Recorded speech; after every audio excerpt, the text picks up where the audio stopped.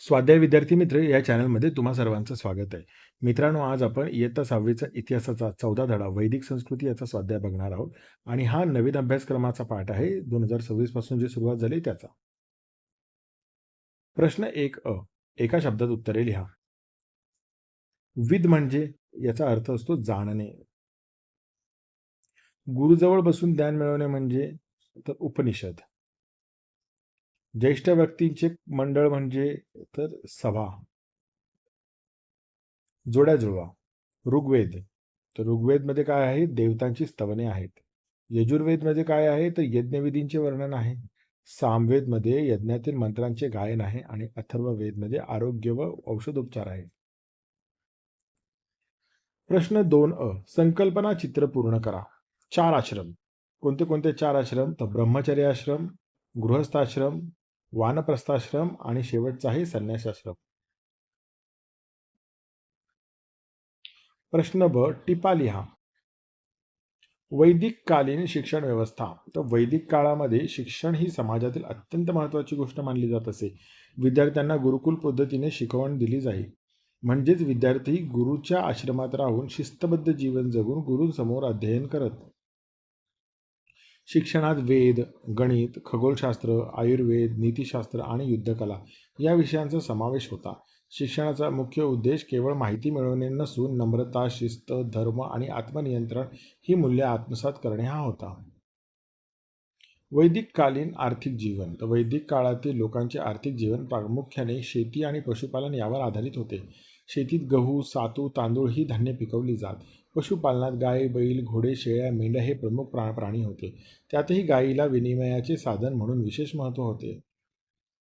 शेती व पशुपालनाखेरीज धातुकाम, कुंभारकाम, विणकाम, रथनिर्मिती यांसारखे अनेक इतर व्यवसायही विकसित झाले होते.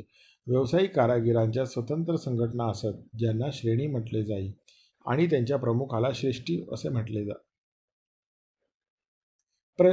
प्रश्न 3 वैदिक समाजातील स्त्रियांचे स्थान. तर पूर्ववैदिक काळात स्त्रियांना समाजात अत्यंत सन्मानाचे स्थान होते. त्यांना शिक्षण घेण्याचा आणि पुरुषांप्रमाणेच वेदाध्ययन करण्याचा अधिकार होता. लोपामुद्रा, गार्गी, मैत्रेयी यांसारख्या अनेक स्त्रिया थोर विदुषी म्हणून प्रख्यात होत्या. त्या धार्मिक विधींमध्येही सक्रिय सहभागी होत्या. मात्र उत्तर वैदिक काळात समाज अधिक पितृसत्ताक बनत गेला. स्त्रियांच्या शिक्षणावरती बंधने आली. त्यांचे स्वातंत्र्य कमी झाले आणि कुटुंबातील व समाजातील त्यांचे स्थान दुय्यम होत गेले. प्रश्न 3 पुढील विधाने सकारण स्पष्ट करा. तर बघा, वैदिक संस्कृतीमध्ये शेतीला महत्त्व होते, कारण वैदिक काळातील लोकांचे संपूर्ण आर्थिक जीवन आणि दैनंदिन आहार प्रामुख्याने शेतीवरती अवलंबून होता. शेतीमधून गहू, सातू, तांदूळ यांसारखी महत्त्वाची अन्नधान्य पिकवली जात. तसेच शेतीच्या कामांसाठी व नांगरणीसाठी बैलांचा वापर मोठ्या प्रमाणावर केला जाई. लोकजीवनाच्या अन्नधान्याच्या गरजा भागवण्यासाठी शेती हा मुख्य आधार असल्याने वैदिक संस्कृतीत शेतीला मोठे महत्त्व होते. वैदिक काळातील समाजात स्त्रियांचे स्थान सन्मानाचे होते, कारण पूर्ववैदिक काळात स्त्रियांना पुरुषांच्या बरोबरीने शिक्षण घेण्याची व वेदाध्ययन करण्याची पूर्ण मुभा होती. लोपामुद्रा, गार्गी, घोषा यांसारख्या स्त्रियांनी विदुषी म्हणून समाजात नाव कमावले होते. तसेच कुटुंबातील व समाजातील कोणत्याही धार्मिक विधी किंवा यज्ञयागांमध्ये स्त्रियांचा सहभाग आवश्यक आणि सक्रिय मानला जात असे. या सर्व कारणांमुळे या काळात स्त्रियांचे स्थान सन्मानाचे होते. वैदिक काळातील मनोरंजनाची साधने व वर्तमान काळातील मनोरंजनाची साधने यातील साम्याचे आणि फरकाचे मुद्दे लिहा. तर बघा, साम्याचे मुद्दे. दोन्ही काळात गायन, वादन, नृत्य, नाटक, गोष्टी सांगणे आणि बुद्धीला चालना देणारे सोंगट्यांचे खेळ. वैदिक काळातील सारीपाट आणि आजचा बुद्धिबळ लुडो हे मनोरंजनाचे समान घटक आहेत. दोन्ही काळातही सण उत्सवांच्या वेळी लोक एकत्र येऊन आनंद साजरा करतात. तर हे झाले साम्याचे मुद्दे. आणि फरकाचे मुद्दे. वैदिक काळातील मनोरंजनाची साधने ही निसर्गाच्या सान्निध्यात असणारी मैदानी आणि प्रामुख्याने सामूहिक स्वरूपाची होती. उदाहरणार्थ रथशर्यत, वीणा, मृदुंगाचे वादन. याउलट वर्तमान काळातील मनोरंजनाची साधने ही आधुनिक, इलेक्ट्रॉनिक आणि डिजिटल झाली आहेत. उदाहरणार्थ mobile, TV, internet, social media व व्हिडिओ गेम्स, ज्यामुळे मनोरंजन अधिक वैयक्तिक बनत चालले आहे. वैदिक काळातील राजकीय व्यवस्था यावरील तक्ता पूर्ण करा. तर बघा, पदसंस्था आणि कार्य. तर सभा. तर राज्यातील ज्येष्ठ आणि अनुभवी व्यक्तींचे मंडळ जे राजाला राज्यकारभारात सल्ला, मार्गदर्शन व न्यायनिवाडा करण्यासाठी मदत करत असे. समिती. राज्यातील किंवा ग्रामसमुदायातील सर्वसामान्य लोकांची एकत्र येणारी बैठक जिथे राज्याच्या महत्त्वाच्या विषयांवरती चर्चा केली जाईल. आणि भागदूग प्रजा किंवा जन यांच्या उत्पन्नातील राजाचा भाग, कर किंवा महसूल गोळा करण्याचे काम करणारा विशेष अधिकारी. योग साधना केल्यानंतर आपल्या जीवनशैलीत कोणते बदल येऊ शकतात? तर नियमित योग साधना केल्याने आपल्या जीवनशैलीत खालील सकारात्मक बदल घडू शकतात. शारीरिक आरोग्य सुधारते, शरीराची रोगप्रतिकारक शक्ती वाढते, शरीर लवचिक आणि सुदृढ बनते.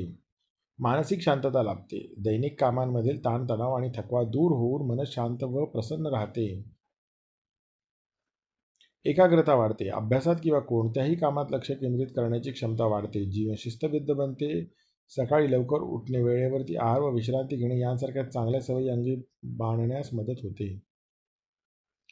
तर आता बघा, स्वाध्याय संपलेला. आता उपक्रम. शिक्षणाचा मनोमन ध्यास घेतलेला शिष्य एकलव्य यांच्या कथेचे नाट्यकरण करून ते सादर करा. तर मित्रांनो, हे तुम्हाला वर्गात सादर करायचं आहे. जर तुम्हाला मदत हवी असेल तर मी थोड्याफार प्रमाणात इथे काय काय मुद्दे महत्त्वाचे लक्षात घ्यायचे आणि कसं प्रकारे आपले डायलॉग्स असावेत हे लिहिलेलं आहे. जर तुम्हाला गरज वाटत असेल तर याचा वापर करून तुम्ही तुमच्या वर्गात सादर करा.